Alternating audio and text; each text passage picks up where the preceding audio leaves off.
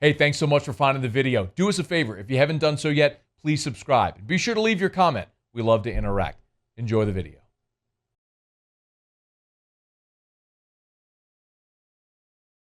So it is Super Bowl week, and on Super Bowl week, lots of players and coaches all do lots of media, and Sean Payton is no exception. So too, Jameis Winston. We will let you hear from both because this is obviously a very seminal moment in the history of the Saints franchise. We are all expecting that Drew Brees is going to retire, and we are all now waiting to see who is going to be next at quarterback for the New Orleans Saints. Time and again, both Sean Payton and Mickey Loomis have said they like the quarterback room, referring to Jameis Winston and Taysom Hill. The question was that lip service. We now know that the Saints did not even offer the Lions for Matt Stafford. According to all the reported trade inquiries, the Saints were not one of them. So all of the conversation we had about should they go Jameis, should they go Stafford, the people in the building, the ones actually making the decision, were never even baiting the hook to throw it in the water to try to reel in Matt Stafford. That should tell you what they feel about what they have. So first things first, Sean Payton was on the Pick 6 podcast and was asked about Drew Brees and sort of a timeline, but listen to what else he added into that. Look, I think that's coming in the next week or two. And last season, he spent a lot of time. You know, there's a wear and tear in these type of years, especially at that position. But I think that's something that within the next week and a half that he's going to address and announce. We've gone through the quarterbacks.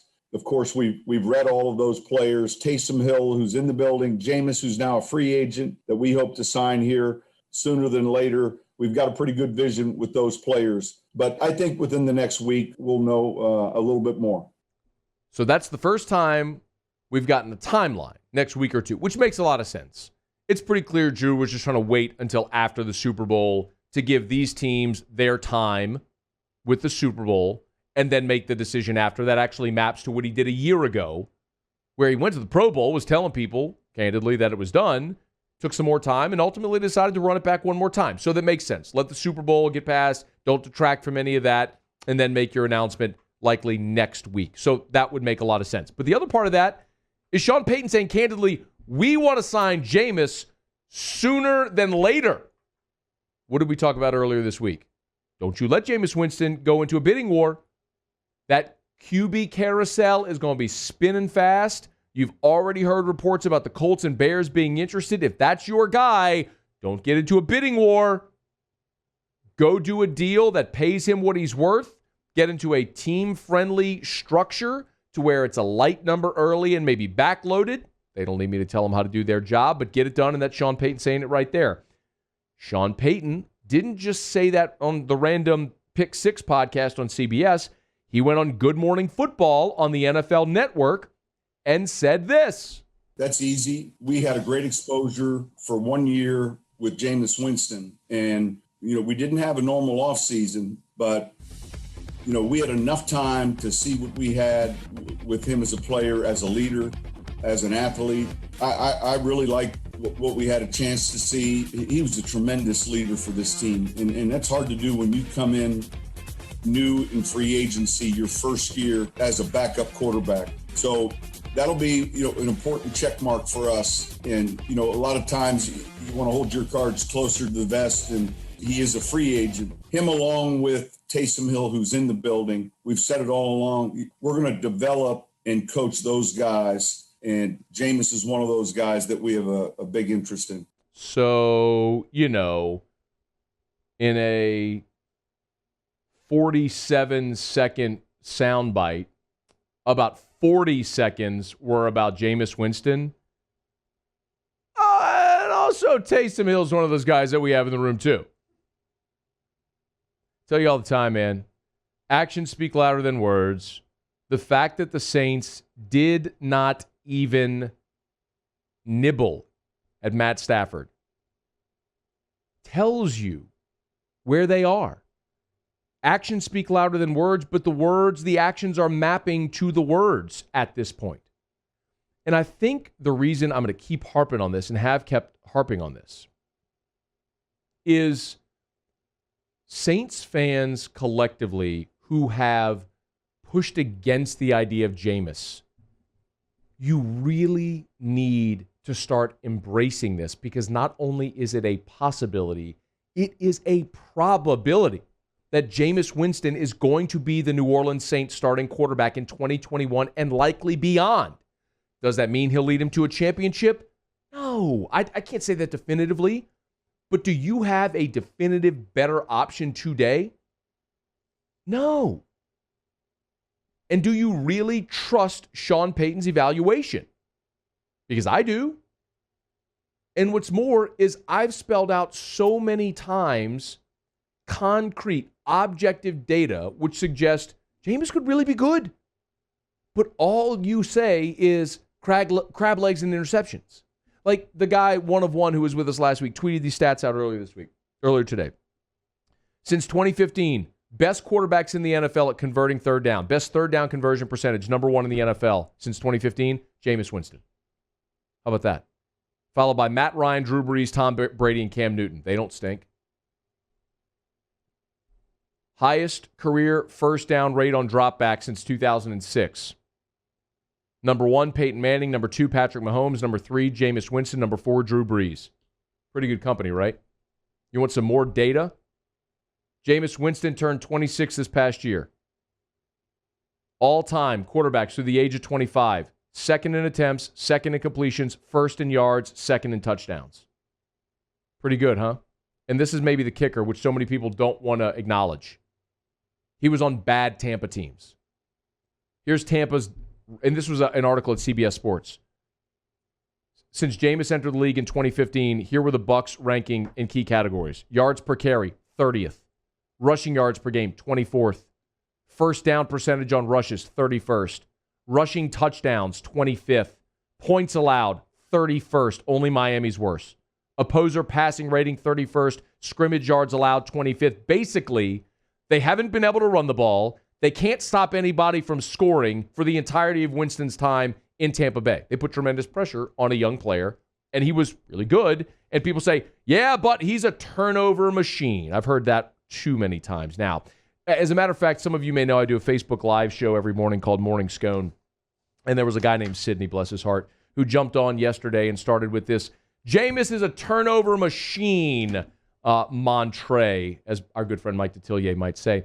And I pointed out to our friend Sidney there that, as a matter of fact, Jameis Winston actually hasn't been a turnover machine in his career. He did have 30 interceptions a year ago, but that actually was the outlier. As a rookie, he only had 15. And then went 18, 11, 14, and then the 30. The 30 is the outlier. That's not the rule. That's been the exception, but people don't seem to want to acknowledge that. And I followed that up, and the guy said, well, 18 interceptions is a ton. Oh, really? 18 interceptions is a ton. Well, let's look at a really good quarterback, just for a comparable, right? Okay. Let's look at a guy. Oh, what the hell? Maybe the guy he's going to replace probably in Drew Brees. Drew Brees is a rookie, only played in one game. His following year, he threw 16 picks, then 15, then 7, 15, 11, 18, and 17 in New Orleans those years. How about that? In 2007 and 2008, 18, 17. Then in 2010, he threw 22. In 2012, Drew Brees threw 19. 2014, he threw 17. I guess he stinks. Or I guess he's a turnover machine, isn't he? Couple of 20 interception seasons. Well, that's just Drew Brees. Let's look at Peyton Manning. Just play the game with me. You know what the hell? Let's look at Peyton Manning and see how many times Peyton Manning had interceptions like that. Okay. Hell. Peyton Manning had 28 interceptions as a rookie. Jameis only had 15. That's almost half as many. I guess Peyton Manning is a turnover machine, right? Can't be any good. My God, would you look at that? Peyton went 28, 15, 15, 23 interceptions in 2001. By God. Then 19 in 2002. So in 3 of Peyton's first 5 seasons, he had more interceptions than Jameis did in his second highest interception season. That's really strange. because I thought Peyton Manning was an all-time great, but he had that many interceptions that early in his career as a young player. How could that possibly be? I don't know. Maybe, how about we look at, let's just bear with me here. Let's look at a guy like Brett Favre, okay? Brett Favre's an all-time great, right? In the Hall of Fame, won a Super Bowl, all that stuff. Let's look at Brett Favre's interceptions. So, went to Green Bay, 13 that first year in Green Bay, then threw 24 picks in that third season. My God. In Jameis's third season, he only threw 11. But whatever. Maybe that must have been an outlier, right? Oh, no, look. 16, 23, 23. God, he had a 21, a 70. He had 29. Brett Favre had 29 picks in 2005, clearly, and then 22 picks in 2008. Clearly, he's not any good, right? He's a turnover machine. Why would anybody trust Brett Favre? Let's look at a guy like Dan Marino. What the hell? Let's see if Dan Marino sort of maps to any of this behavior as well. Let's see. Dan Marino, laces out. Dan Marino interceptions, Let's see. Oh, gosh, in his second year in 1984, when they went to the Super Bowl, by the way, he had 17 picks. But clearly, if you throw 17 picks, you're a turnover machine. And then he followed that up with 21, 23, 13, 23, 22. My God, how did Dan Marino even make it another decade in the NFL with all those interceptions early in his career? Clearly, he was a turnover machine and had no business leading an NFL team, right? How about Johnny Unitas? Let me just go way back. What do you think, Muse? Let's look at Johnny and let's look at old Johnny U, right? The guy with the flat top and the high top black cleats. Let's look at Johnny Unitas just for bleeps and giggles. I can't say it on radio, but you know what I'm talking about. Let's see, Johnny Unitas. Okay, as a rookie, Johnny Unitas. By the way, this was just in 12 games. 9 picks as a rookie. And then, this has to be a typo. Johnny Unitas had 24 interceptions in an era where they didn't even throw the ball much? In fewer games? Well, this can't be right. And then after he threw 24 picks, he had 19 picks. Oh, my God. No, I'm sorry. It was 17, then 4, then 24, 24, 23, and then 24 again later in his career. Then in 1969, he had 20, and then 18 in 1970. Why did people keep giving Johnny Unitas a job? All he did was throw. He's a turnover machine, right? I mean, if that's the benchmark, what a turnover machine. How did that guy make it in pro football for so long? Is he in the Hall of Fame? Is Johnny Unitas in the Hall of Fame? He's got an award named after him. Look at that. Oh, my God. He made 10 Pro Bowls. He was a 5-time All-Pro. How could it be? He's a turnover machine.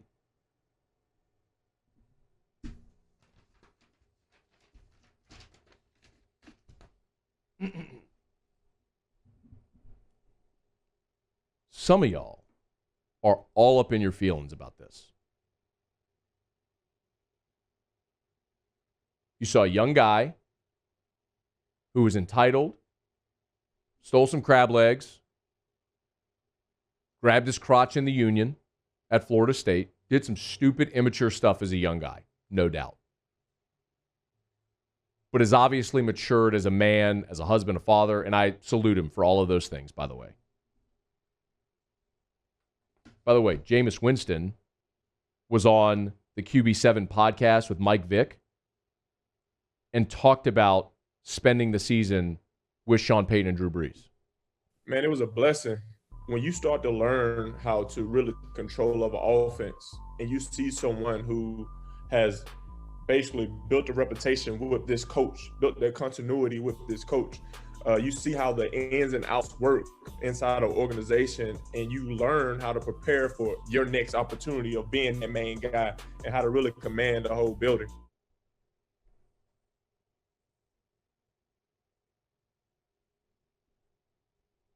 It is possible for people to mature.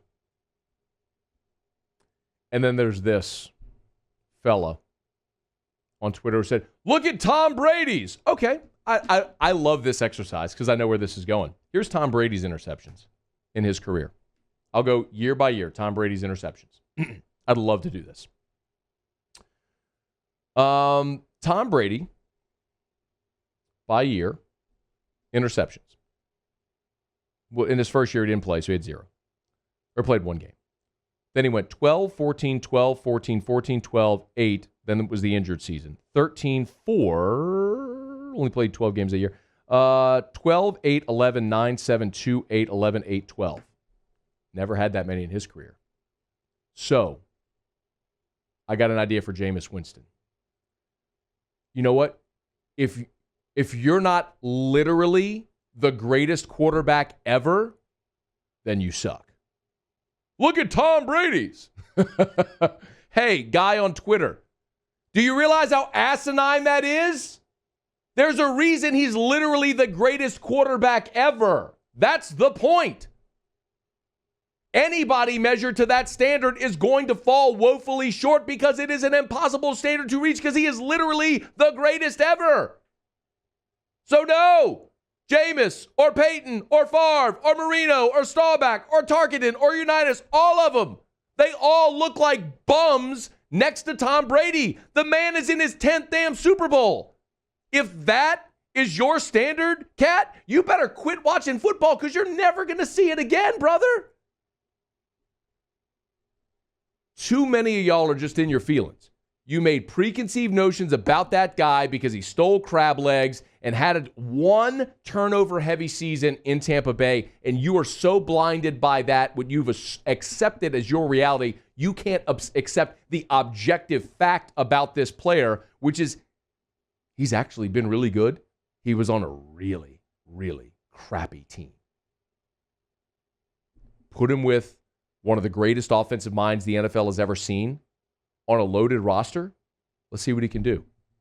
Or give me a better option. Hey, thanks so much for watching. Please leave your comments. I love to interact, and be sure to hit the red subscribe button below.